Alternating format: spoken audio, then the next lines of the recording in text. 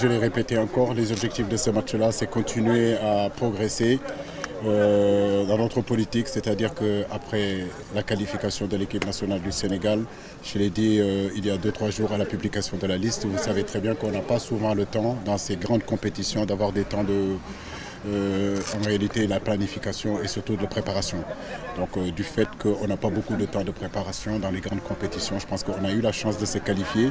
Donc ces matchs qui vont arriver, que ce soit le match contre le Bénin, la 5e journée, que ce soit le match contre le Brésil et samedi contre l'Algérie, l'objectif c'est de continuer à penser au jeu, à peaufiner, à donner du temps de jeu à ces garçons qui viennent d'arriver, qui ne connaissent pas la tanière, mais aussi stratégiquement essayer de bouger dans notre amélioration.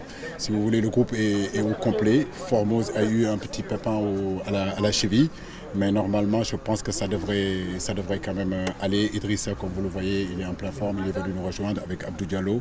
J'ai envie de dire que l'ensemble du groupe du Sénégal est là et est prêt justement à bien préparer ce match-là contre l'Algérie. Coach, espérons qu'on va récupérer Formose. Si tel est le cas, alhamdoulilah. Si tel n'est pas le cas, est-ce que vous allez faire appel à un autre joueur ou bien c'est Crépin qui risque de dépanner sur le flanc droit?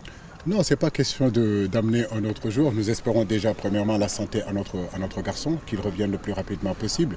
Mais en réalité, dans cette équipe nationale, vous avez bien vu qu'il y avait vraiment beaucoup de possibilités. Il n'y a pas que Crépin et comment dirais-je encore, et Formose. Je crois que la chance qu'on a aujourd'hui, c'est qu'on a un groupe que tu sais, il y a une certaine polyvalence qui est là selon les systèmes qu'on va jouer. Si on n'a pas assez de latéraux, nous savons que nous pouvons jouer à 3 aussi derrière. Mais en réalité, le poste n'est pas important. Ce qui est important, c'est surtout la mentalité que vous allez mettre dans le poste où vous allez jouer.